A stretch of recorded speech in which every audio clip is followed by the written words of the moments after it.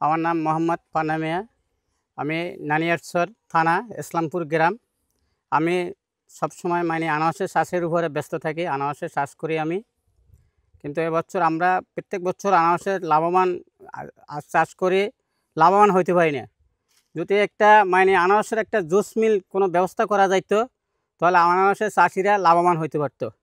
এই একটা ফল 18 মাস পরে আসে, কিন্তু আমরা ন্যায্য দর পাই না। আনারস যখন পাইকে যায় ওইটা রাখা যায় না, রাখার কোনো সুযোগ নেই। 1 সপ্তাহের ভিতরে ছেল দিতে হয়। কিন্তু এরকম যদি কোনো একটা মনে করেন চিটাগাং বা ঢাকা বা এই পার্বত্য চট্টগ্রামের ভিতরে যে কোনো ভিতরে বাগান মালিকের আশেপাশে যদি একটা জুস মিল হইতো, তো চাষিরা খুবই লাভবান থাকতো। কিন্তু এখন এটা এবছর বৃষ্টি না আসার কারণে এবছর আনারসের চাষিরা লাভবান হবে না, খুবই গুণাগারী পথে থাকবে। আমি কিছুদিন এক গাড়ি মাল বেচছি, তাই এখনও টাকা পাওয়া যায় না, মাল নিয়ে ঢাকা খাওয়াইতে পারে না। কিন্তু এই আনারস হয়েছে নাম করা আনারস। ঢাকা, চিটাগাং, আপনি যে কোনো জায়গায় যাও, পাহাড়ে হিলের আনারস, হিল ট্যাক্সে আনারস যে একবার খাইছে সে একবার খাবে।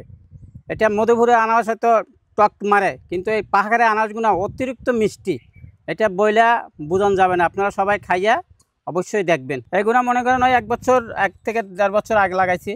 বুঝতে পারছি। তাহলে আপনার যে টোটাল জমি তার অর্ধেকটা এখন করছি, আর অর্ধেকটা পরবর্তী করব। এটা চারা হয় কেলা গাছের মতন, ওই গোড়ার থেকে চারা হয়। গোড়ার থেকে কেলা গাছ যেরকম ড্যাম গোড়ার থেকে চারা, এটা গোড়ার থেকে চারা দেয়।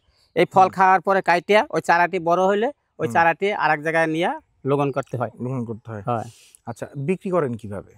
বিক্রি করে এখানে মালিক আসে, এখানে খদ্দের আসে। খদ্দের আসে একটু দূরের থেকে খদ্দের আইলে আমরা ভালো দাম পাই। কোথায় খদ্দের আসে? মনে করেন খদ্দের এখানে ঢাকার থেকে যদি পার্টি আয়, তো আমরা বেচা কিনে দাম ভালো পাই। মনে করেন এটা এখানে 10 টাকা 11 টাকা করে পিস বেচা যায়। লাগান হইতে কারণ পর্যন্ত এবারিছে মনে হয় যে একটা আনারসে 7 টাকা 8 টাকা পড়ে যাবে। কিভাবে আপনার এই যে চারাটা কোত্থেকে নিবেন? এখান থেকে নিবেন? এই চারাটা এখান থেকেই নেবো। এখান থেকে নিলে তো এখানে লাগান যায় না, এটা ধুলাই করে অন্য জায়গায় লাগাইতে হবে। এই জায়গাটা তো চারাটা তো আপনার কিনতে হচ্ছে না। না, চারাটা মনে করেন আমার বাগানে আছে, কিনতে হচ্ছে না, যেন নাই হেতু কিনতে হচ্ছে। একটা জুস মিলের ব্যবস্থা করলে এইসব আনারস ফেলাইয়া রেখে যায়, নেয় না। এগুলো নিচ্ছে না আপনার? এগুলো নিচ্ছে না। এরকম একটা জুস মিলের ব্যবস্থা করলে এই আনারসগুলো চলতে, এগুলো আমাদের খুব দুঃখ করেছে। সেখানে এ গ্রেড আর বি গ্রেড হইতো না। না, এ গ্রেড আর বি গ্রেড ভালো, সেগুলো দিয়েই আসলে জুসটা বানানো হইতো। হ্যাঁ, জুসটা বানাইতে হইতো। এখানে তো এটা বাইচে যেটা এ গ্রেড এটা নিয়ে যায়, বি গ্রেডটা এটা ভালাই থুয়ে যায়। 50,000 মাল পাকবে, ওখানে 1 লাখ পাইকে বসে রয়েছে। একটা সিজন আছে, এই সিজনটা বৃষ্টি না মানে এই সিজনটায় আমরা খুবই হয়ে গেছে, আমরা একবারে খুবই লস। সরকার যদি একটা পদ্ধতি নিত, তাহলে চাষিরা লাভবান হইতো। এমনি তো ভাই বাংলাদেশে এখন পোলাপান আইয়ে বিয়ে পড়াইও চাকরি পাইতেছি না। আমার 2টা ছেলে, একটা ছেলে ডিগ্রিতে পড়ে, একটা ছেলে আইয়ে পড়ে, কিন্তু কোনো কিছু হয় না, কোনো লাভ নাই। লেখাপড়া করাইয়া হাল চাষ করা লাগে। যদি বাগান বাড়ি খেত খামার করে যদি খাইতে পারতাম, যদি একটা মিল বসাইতো, জুস মিল বসাইতো সরকার, তাহলে মনে করেন একটু লাভবান হইতো।